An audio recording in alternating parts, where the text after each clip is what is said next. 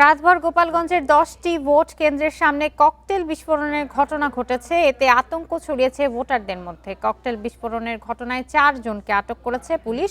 সকাল থেকে ভোটার ও ভোট কেন্দ্রের নিরাপত্তায় বম্ব স্কোয়াড টিম কাজ করছে। ড্রোন ক্যামেরা নিয়ে কেন্দ্রে তদারকি শুরু করেছে আইনশৃঙ্খলা বাহিনী। এর আগে বুধবার সন্ধ্যায় সদরের শহীদ মাহবুব ও রঘুনাথপুর দক্ষিণ সরকারি প্রাথমিক বিদ্যালয়ের ছাদের উপর একটি ককটেল বিস্ফোরণ ঘটানো হয়।